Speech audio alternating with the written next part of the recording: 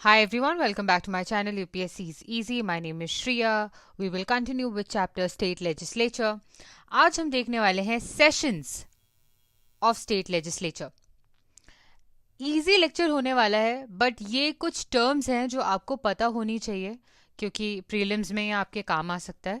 That is why we are inculcating this lecture in our course. सबसे पहले है summoning.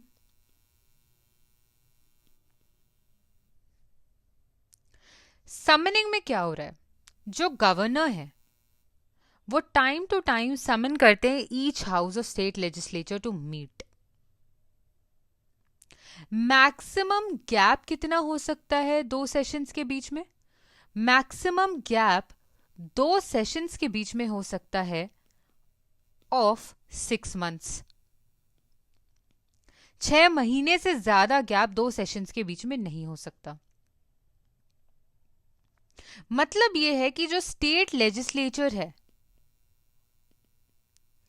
It must meet at least twice a year.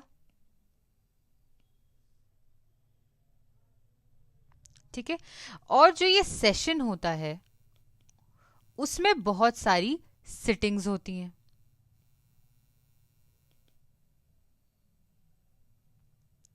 Okay, यहां तक clear है?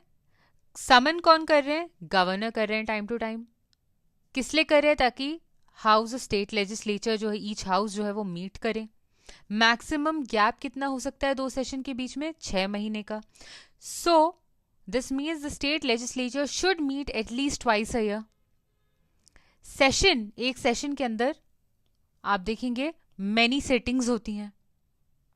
अब हम देखते हैं अडजर्नमेंट.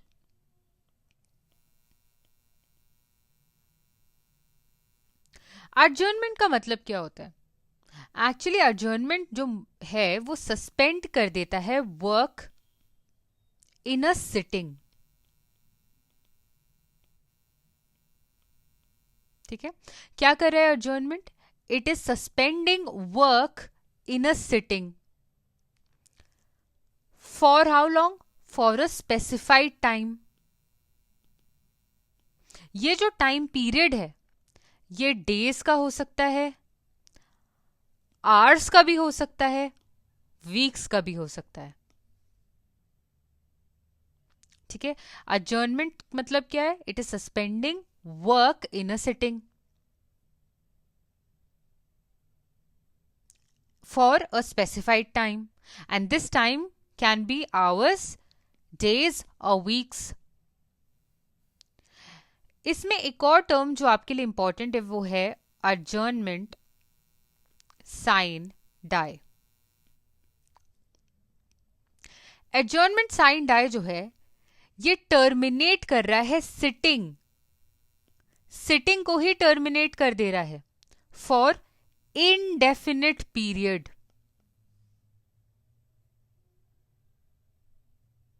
ठीक है.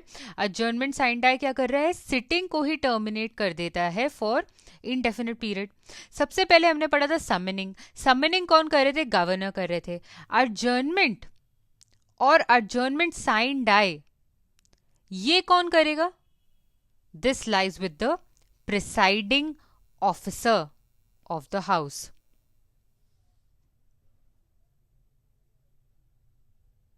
This much is clear. Now we come to prorogation.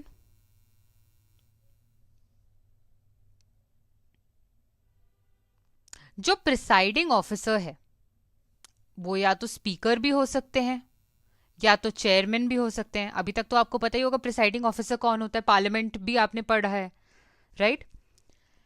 ये जो प्रिसाइडिंग ऑफिसर हैं ये डिक्लेयर करते हैं हाउस को adjourned sine die when the business of the session is completed. ठीक है. प्रिसाइडिंग ऑफिसर क्या कर रहे हैं? adjournment sine die. कब कर रहे हैं? जब बिजनेस जो है ऑफ अ सेशन ये कंप्लीट हो चुका है. With in next few days governor issue करते हैं prorogation. of the session.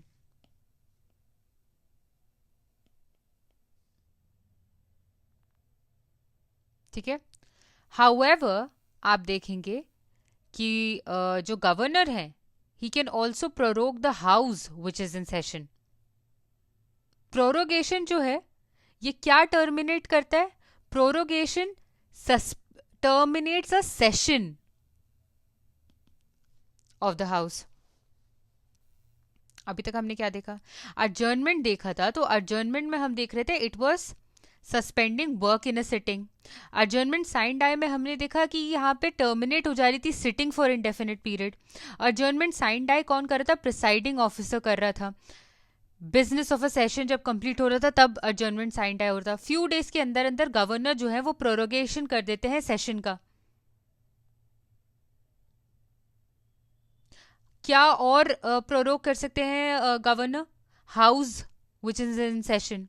So unlike adjournment, a prorogation terminates a session of the house. अब हम देख रहे हैं dissolution.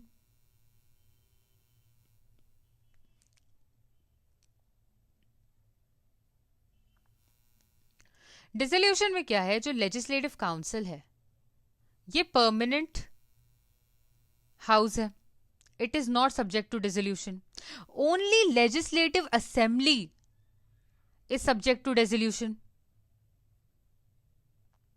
Right? Unlike prorogation. Prorogation में क्या हो रहा था? Session terminate हो रहा था. Unlike prorogation, जो dissolution है उसमें पूरा house ही exist करना बंद कर देता है.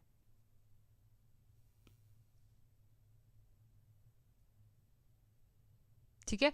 और एक न्यू हाउस कॉन्स्टिट्यूट कर दिया जाता है आफ्टर इलेक्शंस.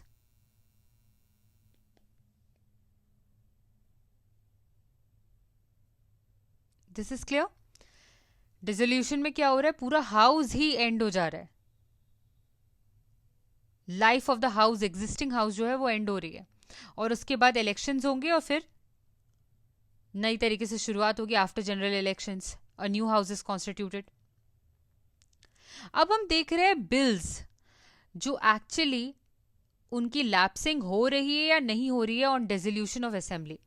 तो जब डिसॉल्व हो रही है असेंबली तो बिल्स लैप्स हो रहे हैं या नहीं, हम ये देखने की कोशिश करेंगे.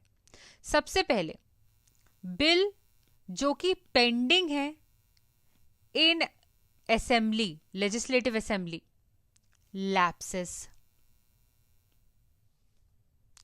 तो अगर कोई बिल है जो लेजिस्लेटिव असेंबली में पेंडिंग थी और इस वक्त लेजिस्लेटिव असेंबली डिसॉल्व हो गई तो ये बिल भी लैप्स हो जाएगा. भले ये बिल जो है ये ओरिजिनेट हुआ हो इन लेजिस्लेटिव काउंसिल या फिर legislative assembly, irrespective of where it originated, if it is pending in the legislative assembly, it lapses. Second is a bill passed by the legislative assembly but pending in the legislative council lapses. तो अगर कोई bill है जो legislative assembly से तो पास हो गया था बट अभी वो पेंडिंग था लेजिस्लेटिव काउंसिल में, वो भी लैप्स हो जाएगा.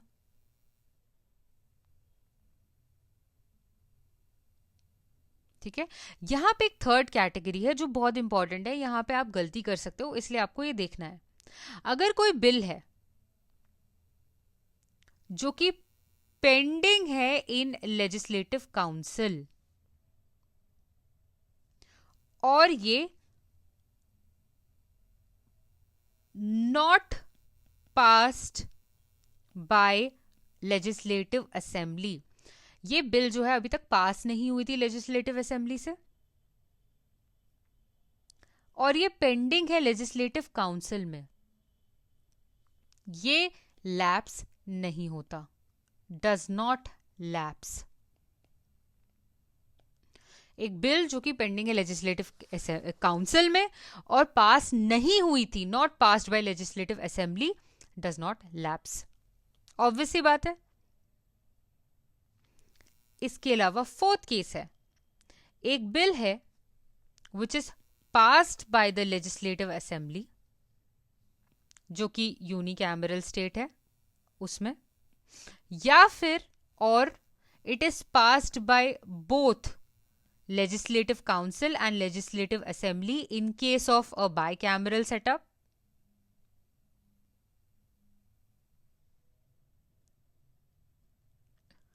बट ये पेंडिंग है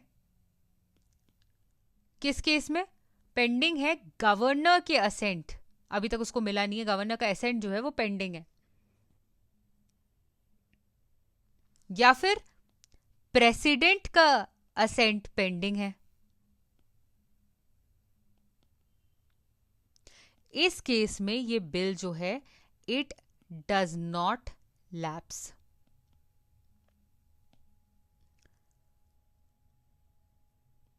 ठीक है, फिफ्थ कंडीशन देखते हैं।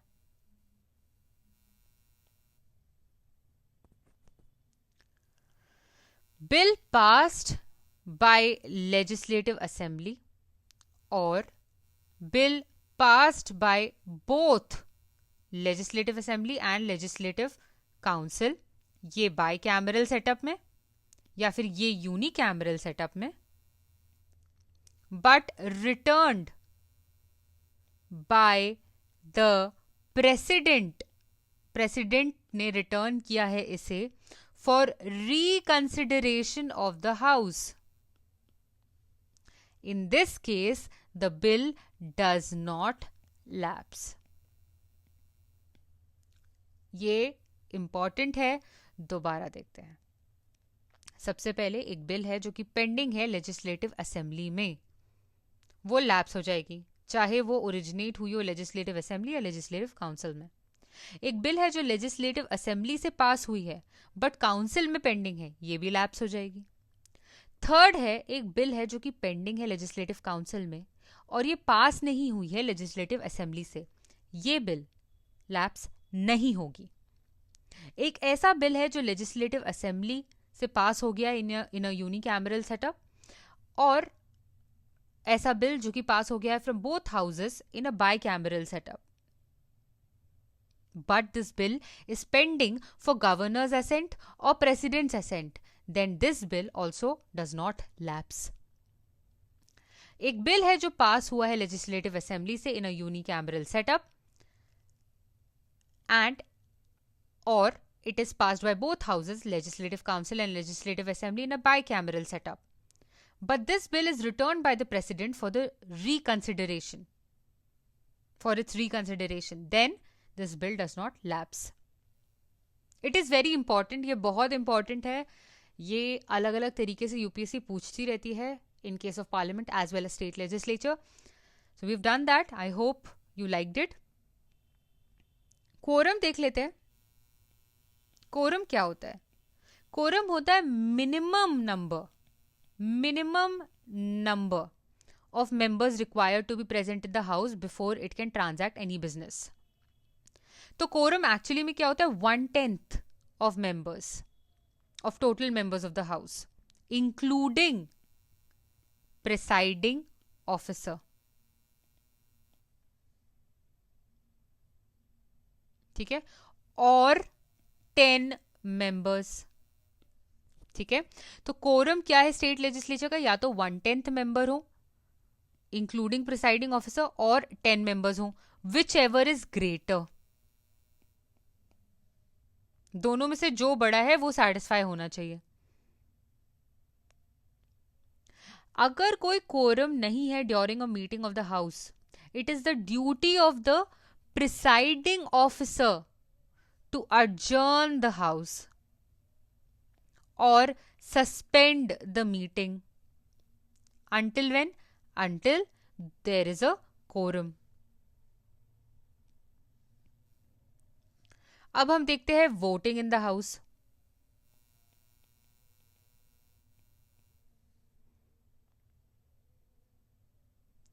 मेजॉरिटी वोट से डिसाइड होते हैं matters at any sitting of either houses, जिसमें majority of votes of members present and voting excluding the presiding officer। Only a few matters which are specifically mentioned in the Constitution require effective or special majority. The presiding officer,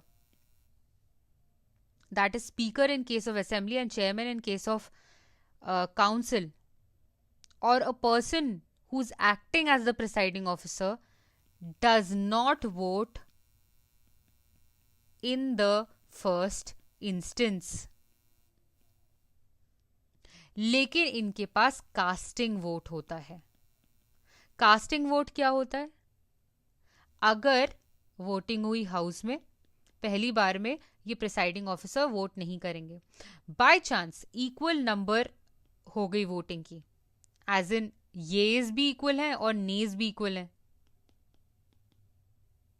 दोनों तरफ से voting same है, तो इसको tie break करने के लिए casting vote होता है. और कास्टिंग वोट कौन करता है? Presiding officer. ठीक है. लैंग्वेज इन स्टेट लेजिस्लेचर क्या होता है? ऑफिशियल लैंग्वेज स्टेट लेजिस्लेचर का कॉन्स्टिट्यूशन ने डिक्लेयर किया है. क्या है? कॉन्स्टिट्यूशन ने क्या डिक्लेयर किया है? जो ऑफिशियल लैंग्वेज ऑफ स्टेट है, और हिंदी और इंग्लिश, ये होंगे language in state legislature. Constitution ने डिक्लेयर किया है कि official language of the state और हिंदी और इंग्लिश, ये है languages for transacting business in a state legislature.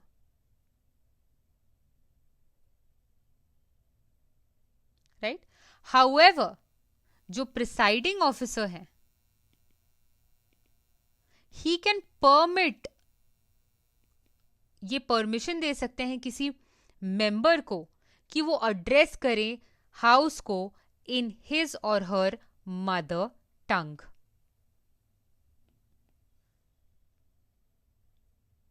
ठीक है. ऑल्सो जो स्टेट लेजिस्लेचर है, स्टेट लेजिस्लेचर के पास ये अथॉरिटी है to decide whether to continue or discontinue English as floor language after the completion of 15 years from the commencement of the Constitution. In case of Himachal Pradesh, Manipur, Meghalaya, Tripura, Himachal Pradesh, Manipur, Meghalaya and Tripura, ये जो limit है of English, ये 25 years. This limit was 25 years. In case of Arunachal, Goa, Mizoram, this is 40 years. Okay, this much is clear. Not very important, but आपको बस इतना पता होना चाहिए, जो स्टेट लेजिस्लेचर है, it is authorise to decide whether to continue और discontinue with English as a floor language after completion of 15 years, 15 साल बाद of the commencement of the constitution. ठीक है. Rights of ministers and advocate general देखते हैं. In addition to the members of house, every minister and advocate general of the state have the right to speak, to take part in proceedings or any of its committees. मतलब proceeding में वो participate करे या committees में participate करे जिनकी वो members हैं, without being entitled to vote. Members of house के अलावा every minister plus advocate general, इनके पास क्या राइट है? Right to speak and take part in proceedings of the house और कमिटीज जिनके ये मेंबर्स हैं, without being entitled to vote.